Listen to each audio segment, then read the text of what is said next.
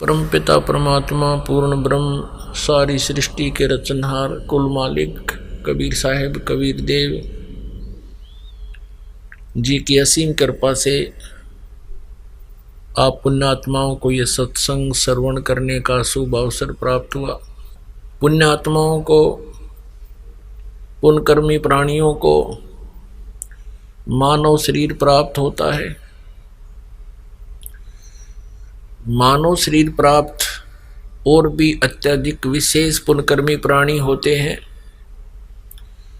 उनको सत्संग सुनने को प्राप्त होता है। उनके अंदर परमात्मा पाने की, आत्म कल्याण करवाने की प्रेरणा उत्पन्न होती है। उनके शुभ संस्कारों के कारण, उनके प्रभाव से जो पुण्यात्माएं मानव शरीर प्राप्त करके परमात्मा की खोज में इधर उधर साधना के लिए, उसके पाने के लिए इधर उधर भटक रहे हैं, जैसे प्यासा जल की खोज में इधर उधर जाता है, उसको जहाँ कहीं भी कोई संदेश मिलता है कि वहाँ जल स्रोत है तो वहीं वो दौड़ पड़ता है, क्योंकि उसको प्यास लगी है। इसी प्रकार परमात्मा की खोज में परमात्मा की प्यासी आत्माएं, वो पुण्यकर्मी प्राणी जो मनुष्य शरीर प्राप्त हैं, उस परमात्मा के स्रोत को खोज रही हैं। कोई कहीं जा रहा है, कोई कहीं जा रहे हैं, कोई कुछ साधना कर रहे हैं।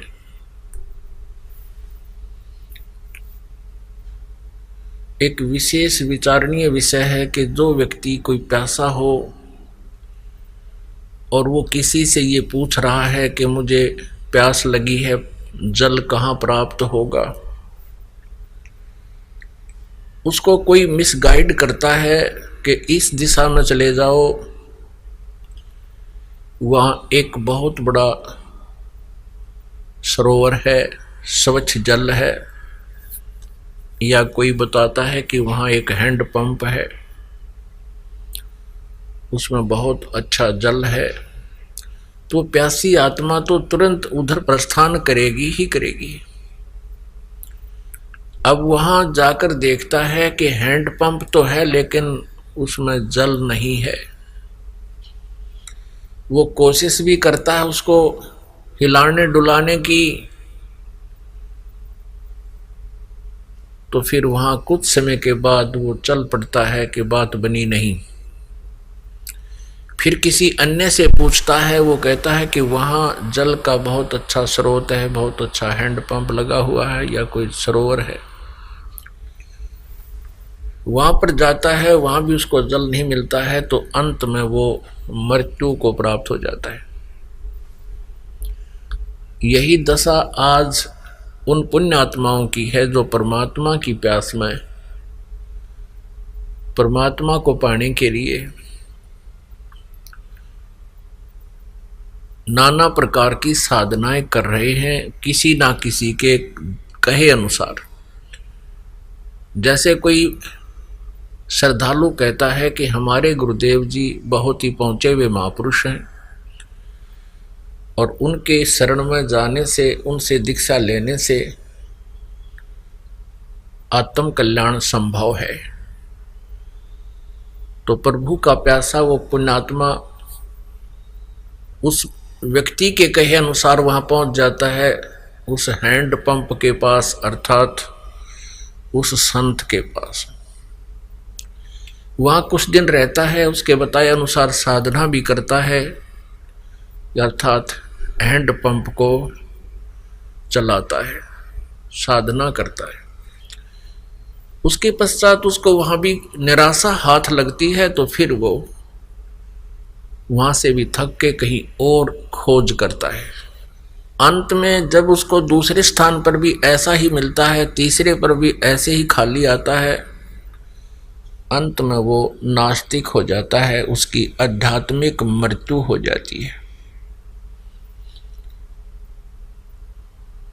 और जिस कारण से वो परमात्मा की खोज कर रहा था कि मेरे पास पैसा हो, मेरे पे आने वाली आपदाएं ना आवें जो प्रारब्ध कर्म में होती हैं, मेरा परिवार सुखी रहे, परमात्मा मुझे धन दे, क्योंकि जब तक आध्यात्मिक पूर्ण ज्ञान नहीं होता, सभी कर्मों से प्राणी परिचित नहीं होता, तब तक परमात्मा की खोज दो ही कारणों से करता है मुख्य तौर पर। प्रथम तो ये कि मेरे को धन प्राप्त हो, दूसरा संकट ना आवे या आया हुआ हो तो उसका निवारण हो। वो तीसरे नंबर पर होता है कल्याण उसको। आध्यात्मिक पूर्ण ज्ञान जिसको नहीं है, तत्व ज्ञान नहीं, तो जिस कारण से वो परमात्मा से संकट निवारण, टेंशन लेस होने के लिए गया था जिस संत के पास, और जिन साधनाओं को वो करता रहा, और वहाँ से वो धनी बनने भी गया था, उसको वहाँ से निराशा हाथ लगी। दूसरे स्थान पर गया, वहाँ भी निराशा हाथ लगी। क्यों लगी?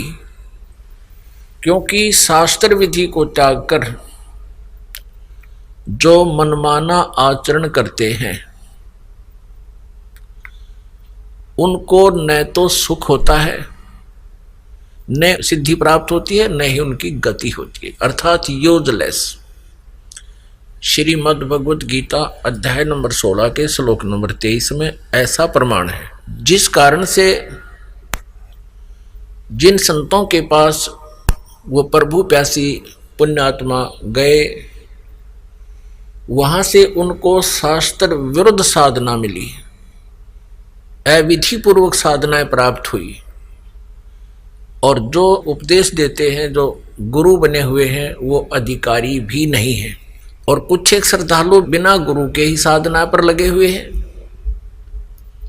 जिस कारण से शास्त्र विधि त्याग कर मनमानी आचरण, मनमानी पूजाएं, साधनाएं करने के कारण उनको कोई आध्यात्मिक लाभ नहीं हुआ, होता ही नहीं, क्योंकि हमारे सदग्रंथ, हमारे शास्त्र प्रमाण करते हैं।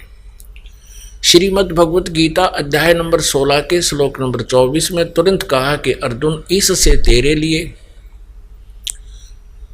कर्तव्य और अकर्तव्य की व्यवस्था में शास्त्र ही प्रमाण है। अर्थात जो साधना आप जी ने करनी चाहिए, जो भक्ति आपने करनी चाहिए और ना करनी चाहिए, उसको किसी के कहने सुनने से, दंत कथा के आधार से ना तो करना प्रारंभ करना चाहिए और न ही त्यागना चाहिए। तेरे लिए शास्त्र ही प्रमाण है, यानी जो सदग्रंथ हमें बताते हैं, अपने सदग्रंथ जो प्रमाण देते हैं कि ये साधना, ये मंत्र और पूर्ण संत से लेकर के किया जाए तो उसका मोक्ष निश्चित है, उसके संकट भी निवारण होते हैं। तो हमारे मुख्य सदग्रंथ, वैसे तो सभी सदग्रंथ आदरणीय हैं, क्योंकि किसी ना किसी महापुरुष के मुखारविंद से उच्चारित होते हैं, उनके मुख कमल से उच्चरित वाणी होती है। जैसे 18 पुराण हैं, ये भी शास्त्र कहलाते हैं, जैसे उपनिषद हैं, ये भी शास्त्र कहलाते हैं। लेकिन जो शास्त्र, जो सदग्रंथ गॉड गिवन है, प्रभु दत्त हैं, वही शास्त्र प्रमाणित है। उन्हीं शास्त्रों से पूजा की विधि को ग्रहण करना चाहिए। वो कौन कौन से हैं? जैसे उपनिषद क्या चीज है? ये किसी व्यक्ति, ऋषि, संत, साधक की अपने अनुभव की कृति होती है। उसके अपने जीवन काल में जो भी उसने उपलब्धि हुई, जिस साधना से, वो अपना अनुभव उसमें लिख देता है। यदि उसका अनुभव पवित्र सदग्रंथों से मेल खाता है तो साधना ठीक है। उसमें लिखा हुआ विवरण ठीक है, यदि सदग्रंथों से मेल नहीं खाता है, और सदग्रंथ कौन से है? पवित्र वेद, पवित्र श्रीमद् भगवत गीता। पवित्र वेद जो हैं ये परमात्मा के दिए हुए हैं, गॉड गिवन है, और पवित्र श्रीमद् भगवत गीता भी गॉड गिवन है। अब पवित्र चारों वेद, ऋग्वेद, यजुर्वेद, सामवेद और अथर्ववेद, और ये तो चार वेद हैं जो इजीली अवेलेबल हैं, सुलभ हैं, सबके पास तकरीबन मिल जाते हैं। और इन्हीं चार वेदों का अभी तक जो है विवरण, इसका रेफरेंस प्रवचनकर्ता या ऋषि महर्षि बताते रहे कि हम इन वेदों अनुसार साधना कर तथा करवा रहे। और पांचवा वेद है सूक्ष्म वेद, सूक्ष्म वेद, सूक्ष्म, जिसको सवसम वेद भी कहते हैं, जिसके विषय में श्रीमद् भगवत गीता अध्याय नंबर 4 के श्लोक नंबर 32 में प्रमाण दिया है। उसमें बताया है कि जैसे गीता अध्याय 4 के श्लोक 25 से लेकर 31 तक जैसी जैसी भी कोई साधक साधनाएं करता है, वो अपनी साधना को पापनाशक जानते हैं, मानते हैं, लेकिन इस प्रकार की यज्ञों का, यज्ञमीन धार्मिक अनुष्ठानों का विस्तार से विवरण, यथार्थ जानकारी, कौन सा ठीक है कौन सा गलत है, इसके सहित सच्चिदानंद घन ब्रह्म की वाणी में ब्रह्मणे मुखे, संस्कृत में लिखा है ब्रह्मणे मुखे। यहां पर इन श्रीमद् भगवत गीता जी के अनुवादकर्ताओं ने यहां गड़बड़ी कर दी। इन्होंने लिख दिया ब्रह्मणे मुखे का अर्थ कर रखा है वेद की वाणी। ये गलत अनुवाद किया है, क्योंकि ब्रह्मणे माने वेद नहीं होते। ब्रह्मणे का अर्थ होता है नेक्स्ट प्रभु, यानी बड़ा भगवान, सच्चिदानंद घन ब्रह्म। अब ब्रह्मणे का अर्थ हम इन्हीं के अनुवाद में श्रीमद् भगवत गीता अध्याय 17 के श्लोक 23 से लेते हैं। श्लोक 23 में इन्होंने स्वयं ही लिखा है, ब्रह्मणे का अर्थ लिखा है सच्चिदानंद घन ब्रह्म, और यहां ब्रह्मणे का अर्थ चौथे अध्याय के 32वें श्लोक में ये स्वयं गलत कर रहे हैं, ब्रह्मणे का अर्थ कर रहे हैं वेद। नहीं, ये गलत कर दिया। श्रीमद् भगवत गीता अध्याय 17 श्लोक 23 में कहा कि ओम तत्सत इति निर्देश ब्रह्मणे त्रिविध समर्थ है। सच्चिदानंद घन ब्रह्म के सिमरण का, उसकी प्राप्ति का, उसकी साधना का 3 प्रकार से सिमरण किया जाने वाला ये 3 मंत्र का ओम तत्सत मंत्र है, जाप है। ओम तो सीधा है, तत् और सत ये सांकेतिक गुप्त है। तो सच्चिदानंद घन ब्रह्म की वाणी में चौथे अध्याय के 32वें श्लोक में स्पष्ट किया है कि वो तत्व ज्ञान है जो सच्चिदानंद घन ब्रह्म की वाणी में, यानी पूर्ण परमात्मा ने, परमेश्वर ने, सत्य पुरुष ने, पूर्ण ब्रह्म ने स्वयं आकर के अपने मुखारविंद से जो ज्ञान बोला है, सच्चिदानंद घन ब्रह्म की वाणी कहलाती है, ब्रह्मणे मुखे। वो तत्व ज्ञान है, वो सूक्ष्म वेद है, वो 5वां वेद है, उसको तत्व ज्ञान भी कहते हैं। श्रीमद् भगवत गीता अध्याय नंबर 4 के श्लोक नंबर 34 में कहा है कि उस ज्ञान को, उस तत्व ज्ञान को तू तत्वदर्शी संतों के पास जाकर समझ। उनको विनम्र भाव से प्रार्थना करने से, विनम्रता से प्रसन्न करने से वह तत्वदर्शी संत तुझे उस तत्व ज्ञान का, परमात्म ज्ञान का, यानी गीता ज्ञान दाता से अन्य कोई परमात्म है, उस परमेश्वर की जानकारी देंगे, उसके बारे में बताएंगे। तो ये 5 वेद हैं। 4 वेदों से तो आप आसानी से परिचित हैं, जो प्रभु की प्यासे हैं वो वेदों से परिचित हैं, इन 4 वेदों से। लेकिन 5वां वेद जो है ये सच्चिदानंद घन ब्रह्म की वाणी है, ये कबीर वाणी है। तो इन 4 वेदों में पूर्ण परमात्मा सत्य पुरुष अर्थात परम अक्षर ब्रह्म की विशेष जानकारी है, लेकिन इन 4 वेदों में उसके पाने की विधि नहीं है, उसकी भक्ति की साधना नहीं है। इसी कारण से परमेश्वर कबीर देव जी ने, कबीर साहब ने, पूर्ण परमात्मा ने, परम अक्षर ब्रह्म ने लगभग 600 वर्ष पहले सन 1398 में वो सतलोक से चलकर आए, एक नवजात शिशु का रूप धारण किया, कमल के फूल पर, काशी शहर में लहर तारा नामक तालाब के में विकसित कमल के फूल पर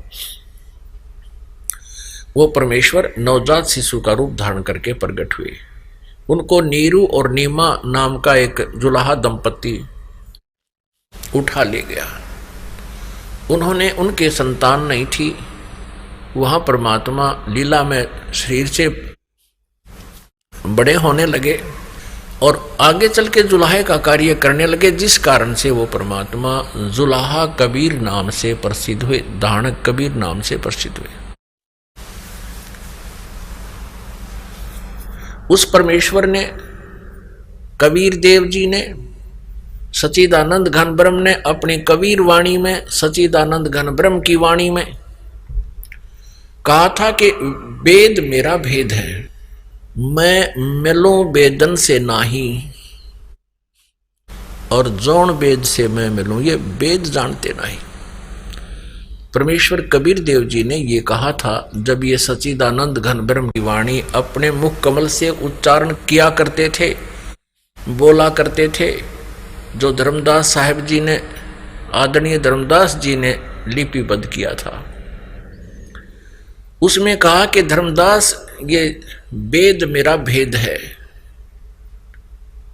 जैसे श्रीमद् भगवत गीता जी को अर्जुन को पात्र बना के इस काल भगवान ने, ब्रह्म ने श्री कृष्ण जी में प्रवेश करके बोला था, ऐसे परमात्मा ने अपने सामने अपने आप ही अपने मुखारविंद थे, इसलिए ब्रह्मणे मुखे कहा इसको, यानी परमात्मा के स्वयं मुखारविंद से उच्चारित है। वो किसी की हेल्प नहीं लेता, जैसे ये काल लेता है।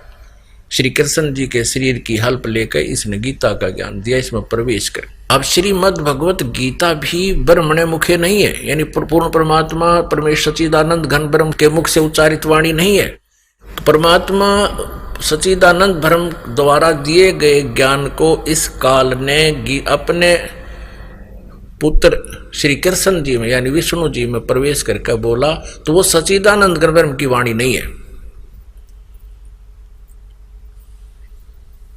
उसके मुख से उतरित नहीं है। ज्ञान भले ही पूर्ण परमात्मा का ही दिया हुआ। तो यहां हमने ये समझना है कि वो सच्चिदानंद घन ब्रह्म की वाणी में परमेश्वर ने स्वयं अपने मुखारविंद से उच्चारण किया था, कहा था कि वेद मेरा भेद है। ये 4 वेद, ऋग्वेद, यजुर्वेद, सामवेद और अथर्ववेद, ये मेरी ही महिमा का गुणगान करते हैं, मेरी ही जानकारी बताते हैं, मेरी ही लीला का ज्ञान दे रहे हैं, लेकिन इनमें वर्णित विधि से मेरी प्राप्ति नहीं हो सकती। और जिस वेद से मैं मिलूं, ये 4 वेद जानते नहीं, वो सच्चिदानंद घन ब्रह्म की वाणी में है। और यही पवित्र श्रीमद् भगवत गीता जी कह रही है 4th अध्याय के 32वें श्लोक में कि इस प्रकार का धार्मिक यज्ञों की जानकारी, धार्मिक अनुष्ठानों की, साधनाओं की जानकारी सच्चिदानंद घन ब्रह्म की वाणी में विस्तार से कहा गया है। उनको कर्म जान, यानी वो काम करते करते ही हठ योग आदि करके जैसे दूसरे साधनाएं करते हैं, ऐसे नहीं, वो कर्म जान, यानी कर्तव्य कर्म करते हुए उसकी साधना होती है। और उसको जानकर उसके अनुसार साधना करने से तो सभी कर्मों से छूट जाएगा। मुक्त हो जाएगा। गीता जी अध्याय नंबर 4 के श्लोक नंबर 34 में कहा कि उस ज्ञान को तू तत्वदर्शी संतों के पास जाकर समझ, और वो तत्वदर्शी संत तुझे परमात्म तत्व का ज्ञान देंगे। यदि गीता ज्ञान दाता को वो ज्ञान होता तो 18 अध्याय जो उन्होंने बोले कहे श्री कृष्ण जी के द्वारा, तो 1-2 अध्याय और भी लिख देता। ये लिखने की आवश्यकता नहीं थी, किसी तत्वदर्शी संत के पास जाकर समझ। इससे सिद्ध है कि वो ज्ञान श्रीमद् भगवत गीता जी में नहीं है। इसलिए गीता जी अध्याय नंबर 8 के श्लोक नंबर 1 में अर्जुन ने पूछा कि हे प्रभु, आपने गीता जी अध्याय नंबर 7 के श्लोक नंबर 29 में 29 में जिस तत्ब्रह्म की जानकारी दी है, उसमें क्या कहा है? 7वें अध्याय के 29वें श्लोक में गीता ज्ञानदाता कहता है कि मेरे आश्रित होकर, अर्थात मैं जो मार्गदर्शन कर रहा हूं, जो मैं तुझे ज्ञान बता रहा हूं, इसको आधार मानकर जिन्होंने तत्वदर्शी संत की खोज कर ली, जिनको तत्वदर्शी संत मिल गया, और जो तत्ब्रह्म को जानते हैं और पूरे आध्यात्मिक इस ज्ञान से परिचित है, और सभी कर्मों को जो जानते हैं, वो केवल जरा और मरण से छूटने का ही प्रयत्न करते हैं।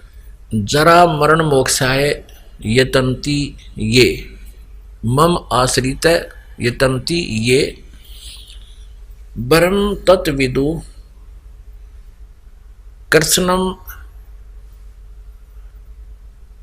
अध्यात्म और अखिल कर्म, यानी वो अखिल अध्यात्म कृष्णम कर्मम, यानी सब कर्मों से, अखिल माने पूर्ण सभी कर्मों से और पूरे अध्यात्म ज्ञान से और तत्ब्रह्म से परिचित हैं वो। इसका सीधा सा अर्थ है 7वें अध्याय के 29वें श्लोक का कि जो साधक केवल बुढ़ापा और मृत्यु, जरा मीन वृद्ध अवस्था, मरण माने मृत्यु, इन दोनों से छूटने का जो प्रयत्न करते हैं, और जो ऐसा करते हैं उन्होंने मेरा इस ज्ञान का आश्रय लिया है, उन्होंने तत्वदर्शी संत की खोज कर ली है, और उनको फिर तत्ब्रह्म की जानकारी होगी कि वो पूर्ण परमात्मा ही पूजा के योग्य है, उसी से पूर्ण मोक्ष होगा, परम अक्षर ब्रह्म से, और वही उसी की साधना से जरा और मरण से छूट सकता है। और वो व्यक्ति उस तत्ब्रह्म से परिचित है और सारे अध्यात्म ज्ञान से, कर्म से, अध्यात्म ज्ञान से परिचित है और सभी कर्मों से परिचित है। वो व्यक्ति जो केवल जरा और मन से मुक्ति के लिए ही प्रयत्नशील है, साधना कर रहा है। अब गीता ज्ञानदाता 4थे अध्याय के 5वें श्लोक में, 9वें श्लोक में, गीता जी के 2रे अध्याय के 12वें श्लोक में, गीता जी अध्याय नंबर 10 के श्लोक नंबर 2 में, और श्रीमद् भगवद गीता अध्याय नंबर 4 के श्लोक 5 और 9 में स्पष्ट कह रहा है कि अर्जुन, तेरे और मेरे बहुत से जन्म हो चुके हैं, तू नहीं जानता, मैं जानता हूं। मेरे जन्म और कर्म अलौकिक हैं। तू और मैं पहले भी जन्मे थे, आगे भी हमारा जन्म रहेगा, ये ना सोच के हम केवल वर्तमान में ही हैं। फिर 10वें अध्याय के 2रे श्लोक में कहा गीता जी में, गीता ज्ञानदाता ने, मेरी उत्पत्ति को, मेरे जन्म को ये देवता, ऋषि और सिद्ध नहीं जानते, क्योंकि ये सब, इनका उत्पत्ति कारण मैं हूं, ये मुझसे उत्पन्न हुए, क्योंकि ये सब काल के द्वारा ही इनका जन्म है, ये इसके पुत्र हैं। तो यहाँ गीता ज्ञानदाता 7वें अध्याय के 29वें श्लोक में कहता है कि जो जरा और मरण से छूटने का प्रयत्न करते हैं वो उस तत्ब्रह्म से, तत्ब्रह्म माने अब तत्ब्रह्म के बारे में अब 8वें अध्याय में पता चलेगा कौन है वो तत्ब्रह्म जो गीता ज्ञानदाता से अन्य है। तो 8वें अध्याय के प्रथम मंत्र में, श्लोक में अर्जुन ने पूछा किम तत्ब्रह्म, वो तत्ब्रह्म कौन है, फिर कौन है वो भगवान जिसको जानने के बाद फिर केवल जरा और मरण छूटने का प्रयत्न करते हैं। तो पुण्यात्मा 8वें अध्याय के 3रे श्लोक में गीता ज्ञानदाता ने कहा कि वो परम अक्षर ब्रह्म है। इससे सिद्ध है कि वो गीता ज्ञानदाता से अन्य है। अब यहां जैसे गीता जी अध्याय नंबर 8 के और श्लोक नंबर 13 में कहा कि अर्जुन ओम इति एकाक्षरम ब्रह्म व्यवहारण माम अनुसमरण ये परियाति तजन देहम सयाति परमाम गतिम। गीता ज्ञानदाता कहता है कि अर्जुन मुझ ब्रह्म का तो केवल एक ओम अक्षर है, उच्चारण करके सिमरण करने का, और जो अंश में मैं मेरा ही सिमरण करता हुआ जाता है तो मुझे प्राप्त होता है, मेरे वाली परम गति को प्राप्त होता है। और ओम नाम ब्रह्म का है, ब्रह्म की उपासना ओम की साधना से ब्रह्मलोक प्राप्त होता है। अब ब्रह्मलोक पर्यंत 8वें अध्याय के 16वें श्लोक में कहा कि ब्रह्मलोक पर्यंत यानी ब्रह्मलोक तक भी गए हुए प्राणी फिर पुनर्जन्म में आते हैं, उनका पूर्ण मोक्ष नहीं होता, जरा और मरण से छुटकारा नहीं होता। तो इससे सिद्ध हो गया कि गीता ज्ञानदाता अर्थात ब्रह्म जो श्री कृष्ण जी में बोल रहा है, ब्रह्म की साधना से भी जरा और मरण मुक्त नहीं होता, मोक्ष नहीं होता, छुटकारा नहीं होता। अब गीता ज्ञानदाता 8वें अध्याय के 5 और 7 श्लोक में कहता है कि तू मेरा भजन कर, मेरी भक्ति कर, युद्ध भी कर और मुझे ही प्राप्त होगा।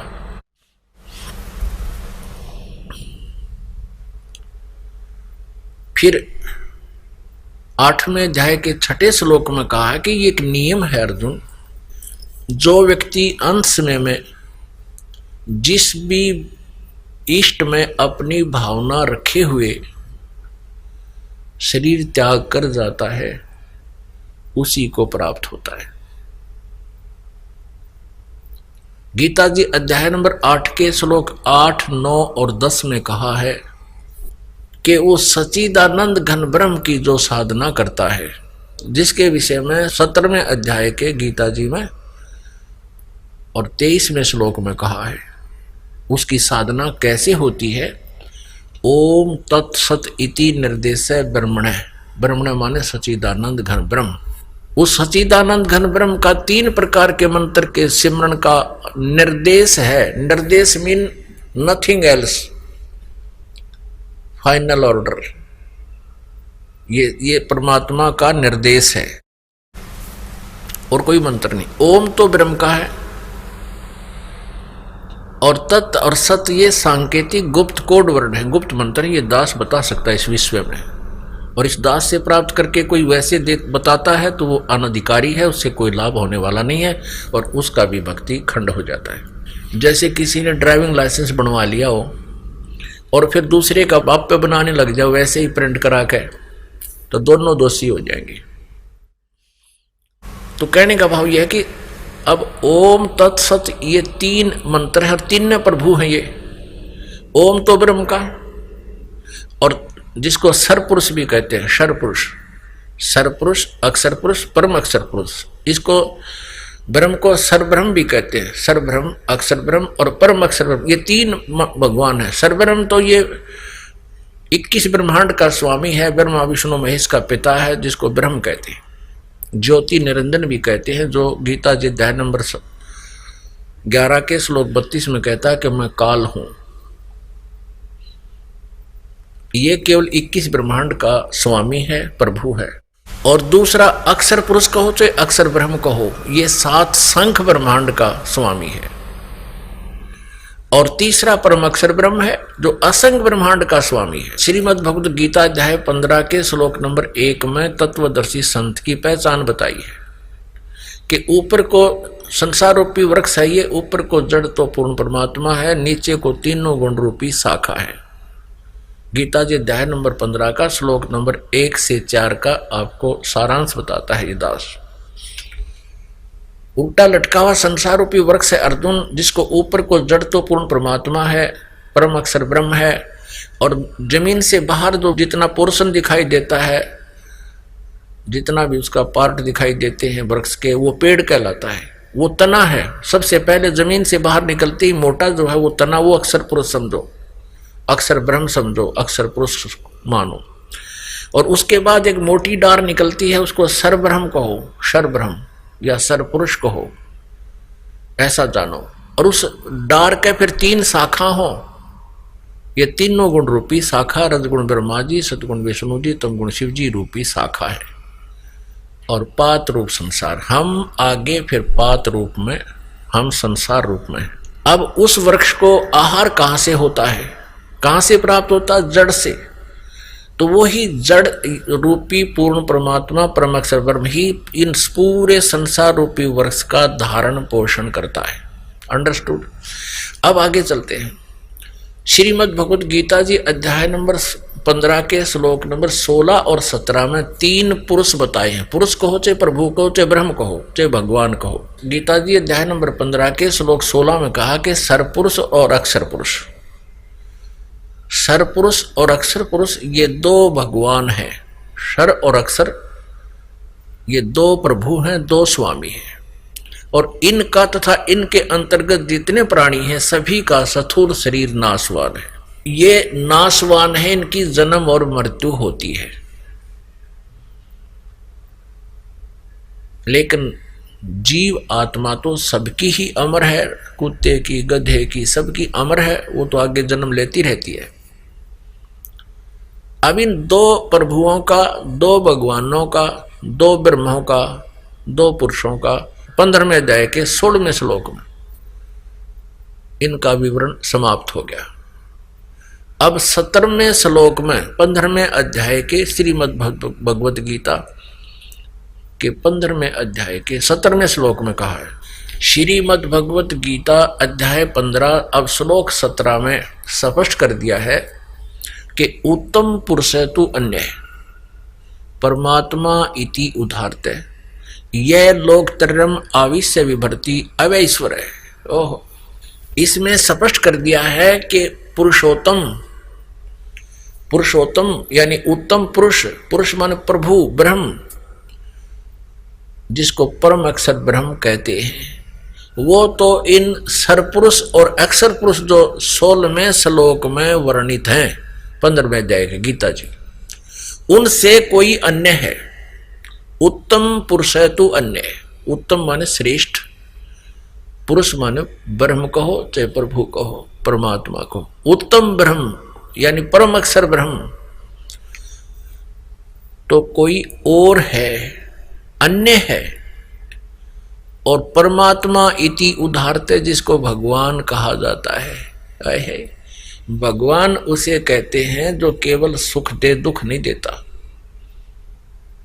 परमात्मा उसे कहते हैं जो दुख नहीं देता, केवल सुख सुख देता है। और फिर कहा है निचली पंक्ति में कि यह लोकत्रय आविश्य विभर्ति अवैश्वर है। ओए, जो तीनों लोकों में प्रवेश करके सबका धारण पोषण करता है वो है अविनाशी परमात्मा,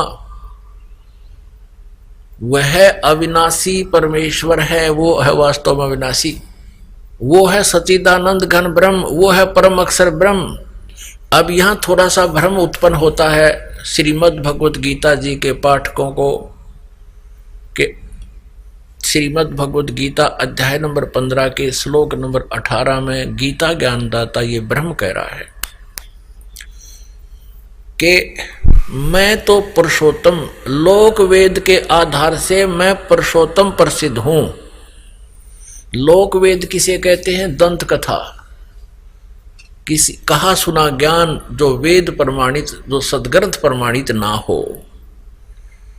लोक वेद, कथा, दंत कथा सीधा सारथ समझो, जो सुना सुनाया ज्ञान, आम व्यक्ति के द्वारा सुनाया हुआ ज्ञान, अपने आप को पुरुषोत्तम प्रसिद्ध होने का कारण भी बता रहा है कि मेरे अंतर्गत 21 ब्रह्मांड में मेरे अधीन जितने प्राणी हैं, चाहे वह ब्रह्मा विष्णु महेश हैं, चाहे रंक हैं, चाहे राजा है, चाहे अन्य चींटी से लेकर हाथी तक है, ये सभी इस ब्रह्म के कंट्रोल में है। ये इनसे ताकतवर है। जैसे श्री विष्णु जी 16 कला के प्रभु हैं, इसमें 16 प्रकार की शक्तियां हैं, और ये 1000 प्रकार की कला वाला है। जैसे भगवान श्री विष्णु जी 4 भुजा के हैं, तो ये काल 1000 भुजा का ब्रह्म सरपुरुष जो 21 ब्रह्मांड का स्वामी है। तो ये क्या कहता है कि मैं तो पुरुषोत्तम इसलिए प्रसिद्ध हो रहा हूं क्योंकि मेरे अंतर्गत जितने भी प्राणी हैं मैं उनसे उत्श्रेष्ठ हूं, उनसे तगड़ा हूं, ताकतवर हूं, इसलिए मैं लोके वेदे पुरुषोत्तम प्रसिद्ध हूं। स्पष्ट कर दिया कि आई एम नॉट पुरुषोत्तम, मैं पुरुषोत्तम नहीं हूं। पुरुषोत्तम तो 15वें अध्याय के 17वें श्लोक में बता दिया कि यह उत्तम पुरुष को चाहे पुरुषोत्तम कहो, पुरुषोत्तम तो अन्य ही है जिसको परमात्मा कहा जाता है। और ये लोग तरम आविश्य विवर्ती अवैश्वर, जो तीनों लोकों प्रवेश करके सबका धारण पोषण करता, वो है अविनाशी भगवान। श्रीमद् भगवद गीता जी अध्याय नंबर 15 के श्लोक 1 से 4 और 16 और 17 में ये 3 प्रभु स्पष्ट हो गए। अब लोक वेद किसे कहते हैं? सुना सुनाया ज्ञान जो सच्चाई से दूर हो। जैसे आज तक हम रजगुण ब्रह्मा जी, सतगुण विष्णु जी, तमगुण शिव जी को अजरो अमर कहा करते थे, सुना करते थे। ये लोक वेद सुनाया करते थे, अज्ञानी ऋषि, मैं ऋषि मंडलेश्वर, ये गुरु। लेकिन ये वास्तव में अविनाशी नहीं थे। इनकी जीवनी में लिखा है श्री मद देवी भागवत यानी देवी पुराण में, शक्ति पुराण में, गीता प्रेस गोरखपुर से प्रकाशित केवल हिंदी सचित्र मोटा टाइप, इसके 123 पृष्ठ पर 3रे स्कंद में विष्णु जी स्वयं स्वीकार करते हैं कि तुम शुद्ध स्वरूपा हो, ये सारा संसार आपसे ही उद्भासित हो रहा है, और मैं ब्रह्मा और शंकर विष्णु जी करें, हमारा तो जन्म और मृत्यु होता है। आविर्भाव माने जन्म, तिरोभाव माने मृत्यु होता है। हम नित्य नहीं हैं, हम अविनाशी नहीं हैं। फिर शंकर भगवान कहते हैं कि माता, जब आपसे ही ब्रह्मा जी का जन्म हुआ, आपसे विष्णु जी का जन्म हुआ, तो फिर क्या मैं तमोगुण लीला करने वाला शंकर आपका पुत्र नहीं हुआ? और हम आप ही से उत्पन्न हैं, हम तीनों गुणों युक्त हैं, और हम केवल नियमित कार्य ही कर सकते हैं, यानी जिसका जैसा वर्क डन ही दे सकते हैं। किसी की किस्मत में, किसी के प्रारब्ध में कोई दुख है, उसको निवारण नहीं कर सकते, कम और अधिक नहीं कर सकते। तो ये लोक वेद था जो हमें सुनाया जाता था कि अजरो अमर है, इनके कोई माता पिता नहीं है, ये सर्वेश्वर है, महेश्वर है, अनंत कोट ब्रह्मांड के स्वामी हैं, इसको लोक वेद कहते हैं। तो यहाँ गीता ज्ञानदाता 15वें अध्याय के 18वें श्लोक में कहता है कि मैं तो लोक वेद के आधार से पुरुषोत्तम प्रसिद्ध हूँ। कारण बताता है कि मेरे अंतर्गत 21 ब्रह्मांड में जितने भी प्राणी हैं उनसे मैं तगड़ा हूँ, उत्तम हूँ। यहाँ तगड़ा किसने मानना है? जैसे ऋषि हुआ करते, एक ऋषि ने, एक सिद्ध ने कोई एक सिद्धि प्राप्त कर ली और दूसरे के पास 2 होगी, तो 2 वाला उससे उत्तम माना जाता है, बाकी दोनों चौड़ चपट। तो ऐसे ये 1000 भुजा का मालिक है, 1000 कला है इसके पास, और अन्य इसके अंतर्गत जो प्रभु हैं श्री सतगुण विष्णु जी, श्री रजगुण ब्रह्मा जी और श्री संग शिव जी तमगुण, ये 16 कला के प्रभु हैं। ये वैसे तीनों ही 16 कला के प्रभु हैं, एक जैसी पावर है इनकी। बाकी श्री विष्णु जी ज़्यादा सुप्रसिद्ध हैं क्योंकि हम इनको ज़्यादा मानते रहे लोक वेद के आधार से, महत्व देते रहे, इस शंकर भगवान जी को भी पैरेलल देते रहे, जबकि ये तीनों के तीनों 4 भुजा युक्त हैं, एक जैसी पावर है, एक जैसे ही विभाग हैं इनके। जैसे एक प्रांत में मंत्री होते हैं तो ये एक ब्रह्मांड रूपी प्रांत में ये एक एक विभागीय मंत्री है। रजगुण विभाग के ब्रह्मा जी, सतगुण विभाग के विष्णु जी, तमगुण विभाग के शिव जी। तो ये लोक वेद था जो हम इनको सर्वेश्वर कहते थे, सारे अखिल ब्रह्मांड का स्वामी श्री विकृष्ण जी को कहते हैं। नहीं, ये लोक वेद है, दंत कथा है, सच्चाई से बहुत परे है। ऐसे ही गीता ज्ञानदाता कहता है कि मैं तो लोक वेद के आधार से पुरुषोत्तम प्रसिद्ध हूँ। आई एम नॉट पुरुषोत्तम, पुरुषोत्तम पुरुष तो अन्य, वो 17वें श्लोक में 15वें अध्याय के गीता जी में स्पष्ट कर दिया। अब ये परम अक्षर ब्रह्म है, उत्तम पुरुष तो अन्य है, वो परम अक्षर ब्रह्म है। अब इसको सच्चिदानंद घन ब्रह्म भी कहते हैं। 17वें अध्याय के 23वें श्लोक में कहा है कि ओम तत्सत इति निर्देश है ब्रह्म ने त्रिवेद समर्था है, उस परम अक्षर ब्रह्म के पाने का। उस उत्तम पुरुष जो अन्य है सर्वपुरुष और अक्षर पुरुष से, सर्वब्रह्म और अक्षर ब्रह्म से, उसके पाने का केवल ओम तत्सत ये 3 मंत्र के जाप का प्रावधान है, निर्देश है। निर्देश का अर्थ होता है बस डायरेक्शन है या और कुछ नहीं। अब गीता जी अध्याय नंबर 8 के श्लोक नंबर 1 पर हम फिर आते हैं।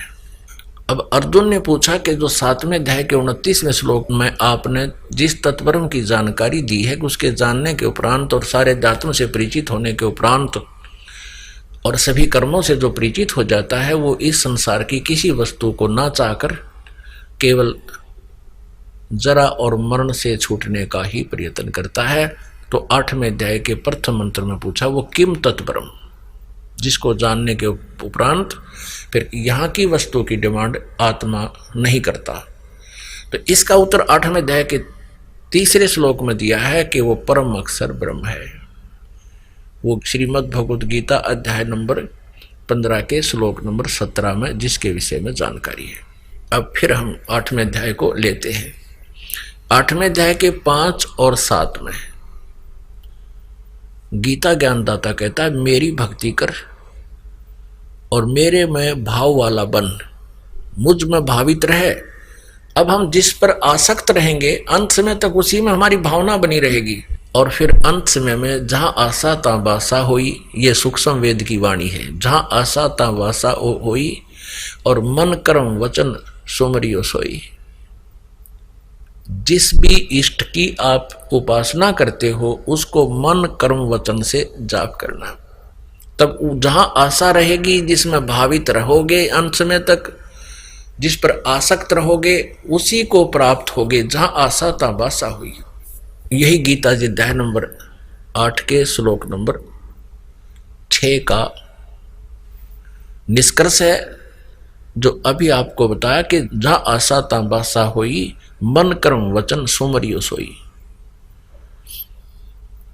अब 8वें अध्याय के 7वें श्लोक में गीता ज्ञानदाता कहता तो युद्ध भी कर और मेरा सिमरण कर, मुझे ही प्राप्त होगा। बिल्कुल अपने सिमरण के बारे में इसने बता दिया, मेरा तो ओम एक अक्षर है मुझ ब्रह्म का। 8वें अध्याय के 13वें श्लोक में नथिंग एल्स।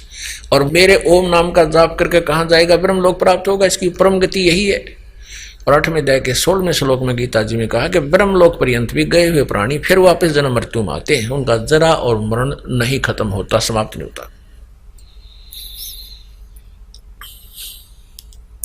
इसलिए 7वें अध्याय के 18वें श्लोक में गीता ज्ञानदाता कहता है कि मेरी गति भी अनुत्तम, अनुत्तम माने गति घटिया, अश्रेष्ठ, अति अश्रेष्ठ, अनुत्तम। और ये अज्ञानी ऋषि महर्षि लोक वेद के आधार से कहते हैं, अनुत्तम का अर्थ भी बदल दिया इन्होंने। इन्होंने तो अनुत्तम का अर्थ भी अनर्थ कर डाला कि जिससे उत्तम कोई और ना हो। अरे तेरा गजब हो, अनुत्तम का अर्थ ये हो ही नहीं सकता। फिर भी इनके लोक वेद से हम माने कि ये इसका अर्थ करते हैं जिससे उत्तम कोई और गति ना हो। फिर 18वें अध्याय के 62वें श्लोक में, और वो किस किस तरफ संकेत कर रहे हैं? अपने से अन्य किसी और परमेश्वर की शरण में जाने को कह रहे हैं कि जहां जाने के बाद फिर परम शांति होती है और सनातन परम धाम प्राप्त होता है। जैसे 15वें अध्याय के 1 से लेकर 4 में यही प्रमाण है कि तत्वदर्शी संत जो होगा उसकी पहचान बताई है, उल्टा लटके हुए संसार रूपी वृक्ष के जो सभी विभाग बता देगा, सवेदवित, वो तत्वदर्शी संत है। उसके पश्चात उस परमेश्वर के परम पद की खोज करनी चाहिए जहां जाने के बाद प्राणी फिर लौटकर संसार में कभी नहीं आते, और केवल उसी की पूजा करनी चाहिए, नथिंग एल्स। और यहां यदि ये कहते हैं 18वें अध्याय के 62वें श्लोक के बारे में भी, ये अनाड़ी अज्ञानी ऋषि में ऋषि मंडलेश्वर कहते हैं, कृष्ण जी अपने बारे में ही कह रहे हैं कि मेरी शरण में आ जा। अरे कमाल की आदमी, वो तो जाने की कह रहे हैं, कहते अपनी शरण के बारे में कह रहे, घुमा फिरा के कहते हैं। तो यहां इनकी सोच कमजोर है, इनका ज्ञान ठीक नहीं। तो यहां गीता जी अध्याय नंबर 7 के श्लोक नंबर 18 में गीता ज्ञानदाता अपनी गति परम गति को अश्रेष्ठ बता रहा, कति घटिया, क्योंकि चौथे अध्याय के 5वें और 9वें श्लोक में, दूसरे अध्याय के 12वें श्लोक में, 10वें अध्याय के गीता जी के दूसरे श्लोक में गीता ज्ञानदाता कहता है, अर्जुन तेरे और मेरे बहुत जन्म हो चुके हैं, तू नहीं जानता मैं जानता हूं। इससे सिद्ध है कि यह परम गति नहीं हुई, जन्म मृत्यु रहा तो ये कष्ट पे कष्ट रहेगा। और इसलिए उसने कहा है उस पुरुषोत्तम उत्तम पुरुषत्व अन्य है, उस परमेश्वर की शरण में जा, उसकी कृपा से ही तो परम शांति को और सनातन परम धाम को प्राप्त होगा, जहां जाने के बाद फिर कभी लौटकर संसार में नहीं आते। तो यहां इनकी ये टिप्पणी, ये कहना भी गलत सिद्ध हुआ। 7वें अध्याय के 18वें श्लोक के विषय में अनुत्तमाम का अर्थ ये करते हैं जिससे उत्तम कोई ना हो, वो भी गलत सिद्ध हो गया, क्योंकि वो गीता ज्ञानदाता किसी और परमात्मा पुरुषोत्तम के बारे में, जो उत्तम पुरुषत्व है और उसी की साधना के लिए प्रमाण कर रहा है, और उसकी साधना का मंत्र भी बता रहा है 17वें अध्याय के 23वें श्लोक में, लेकिन वो इनकम्प्लीट है।